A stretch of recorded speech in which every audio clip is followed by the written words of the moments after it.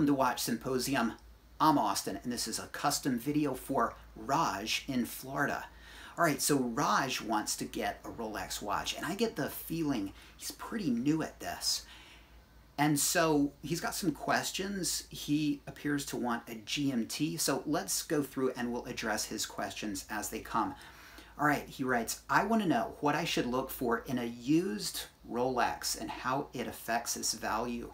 All right, so we're looking at the pre-owned market. Here's what's important. Of course, condition, box, papers, original parts, no replacement parts, and any sort of documentation I think is important. Previous receipts can add to the value, and any service papers can add to the value of the watch.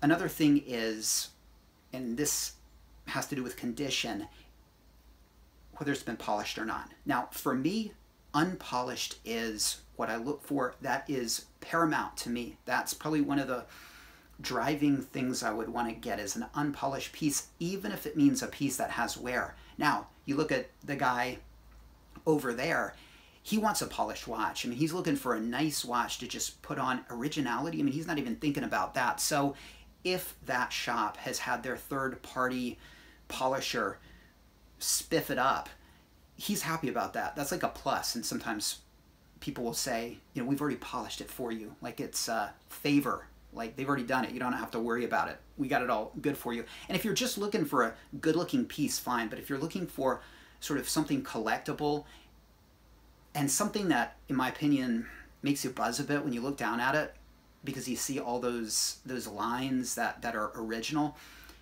you're going to want an unpolished piece. So that's important. And of course, there's gradations, okay? A polished piece, but you can still see the lines and it's sympathetic polish, all right?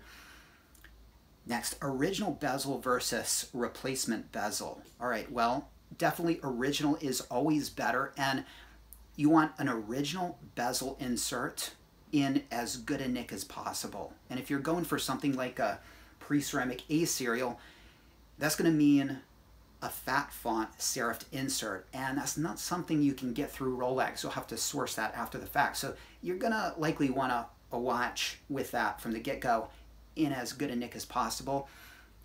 Or maybe you can find it in its original, but it's a little bit faded, it's a little bit scratched. That's okay, not a big deal. I mean, if you're looking for a collector's piece and something to put in the safe, maybe not the best, but if you're looking just for a wearable piece, that's fine.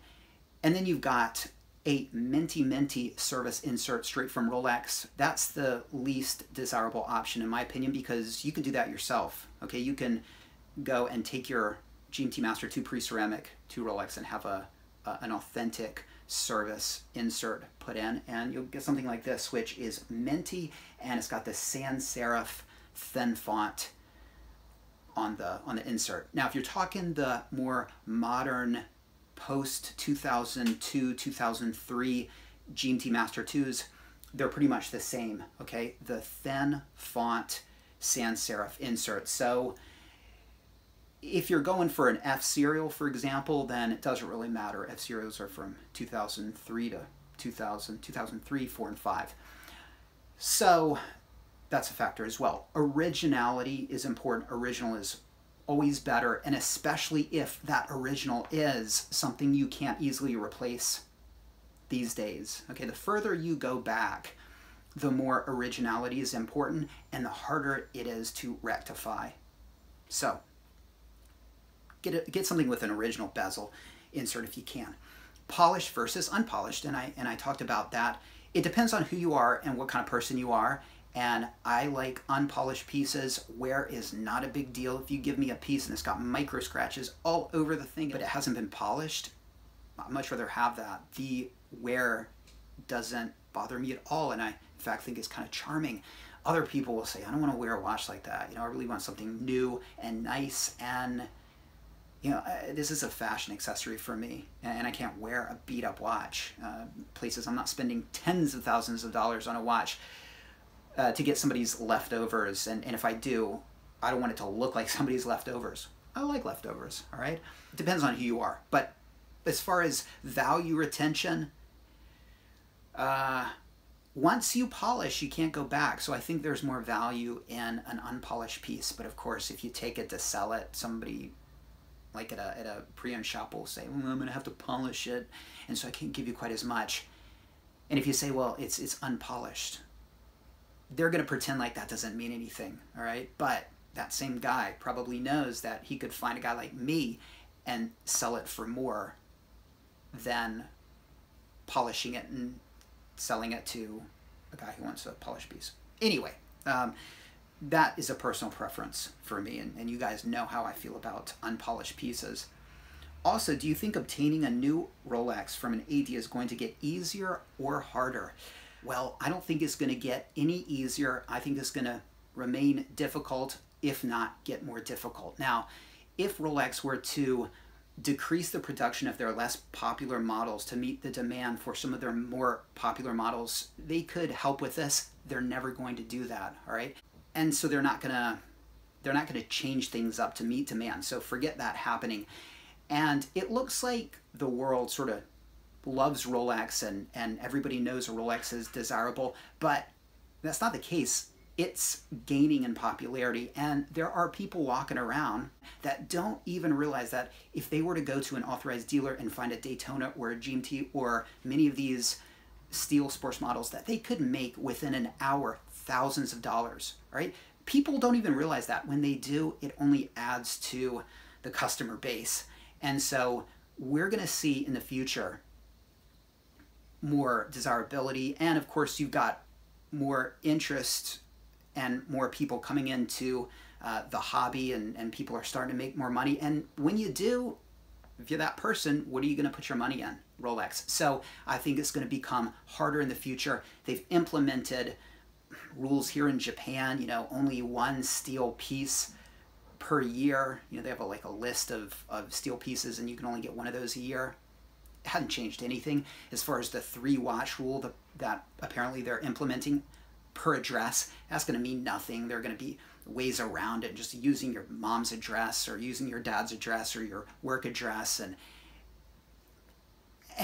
the authorized dealer is going to help you or help those people with that, because you know, those are the people that are spending money at the store. And so is it going to become easier in the future? Far from it. I think it's going to become only harder, unfortunately.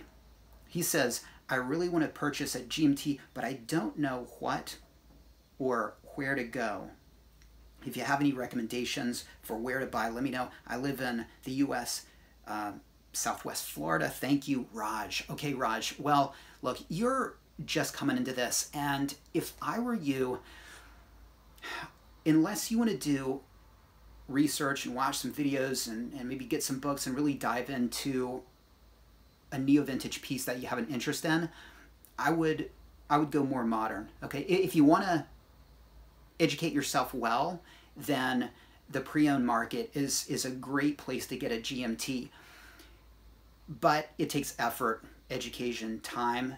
People sometimes don't want to do that. They think, yeah, I want it now. You know, I want to read about all these things and talk about the little nuances of all these things. And that's how you get into trouble, by not understanding those things. Of course, you could go through dealers that have good reputations, and I think those are places where you could get a neo-vintage GMT and it'd be fine, and you could probably trust them and ask the questions you need to ask. But you need to know what you're getting, because ultimately you can't ask about everything, and so you gotta do your due diligence if you were gonna go the pre-ceramic route. That's why I think I would go modern Rolex if I were you. And if you've got the money, of course, you can pay the premium for a brand new GMT. It's going to be really expensive. I can't stomach doing that. I could never stomach doing that, even if I had the money, because the injustice of it, the idea that I paid 2 times the price for the same watch that this guy paid half for, right? I know he paid retail and I'm paying the gray market price, but I couldn't stomach it, all right? And if you can and you've got the money, that's one way to do it. Or you could develop a relationship with an authorized dealer. If you do go that route, don't go to a big city. You'll be competing with people who have a ton of money. Go to an off the beaten track AD. try to find someone you like. I think here's what I would do. Step one, go to an off the beaten track authorized dealer. Number two, find a sales rep that you have chemistry with. Okay, if you don't, bail. All right. I mean, I've been to some places in Tokyo. Some of these guys I talk to, like, I can just tell they like hate me, and of course the feeling's pretty mutual. I mean, they wouldn't give me squat, and so bail from that. I've been to other places here in Tokyo where, oh man, the guy, real good vibe, real good chemistry. The guy hooked me up with a catalog on my way out, and I thought to myself, this is a place where I would want to develop a relationship. And I thought about going back there. I don't even know, this was years ago, but find that guy. And then number two, think about becoming a customer. Think about getting, a two-tone Datejust or something. Okay, support the business. And then hopefully you can get that GMT, and then later on you could sell that, two-tone watch. And this is the way one of my friends did it. He went off the beaten track to an AD outside of Tokyo, got a two-tone Datejust, and then he was offered a Hulk, he got it, Pepsi, he got it, and a Daytona, and he passed on it. And so that's an ideal situation, and he loves his Datejust. And so, Raj, if you like some of the watches you can find at an off-the-beaten-track authorized dealer where you feel a good vibe, I would consider going that route, because that's how you have to do it these days. And so if you love two-tone watches and Datejusts, then that could be a great way to go, all right?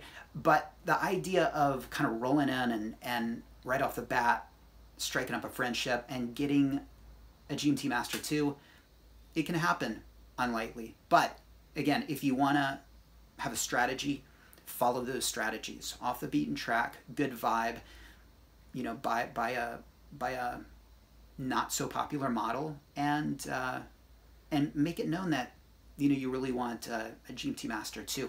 And I think that would be ideal for you. You're just getting ready to get into Rolex, and look, that would give you a kind of a fancy dress watch, and eventually this new GMT ceramic, and you wouldn't have to worry about any of the nonsense they have to worry about for a pre-owned watch. So I would encourage you to do this. I mean, a lot of people would say I'm crazy saying he should do it like that, and 5 years ago or 10 years ago, I would have been. I mean, the idea that you would buy kind of these less stellar options to go for what you really want, I mean, it's making a lot of sense these days. And I will add one thing.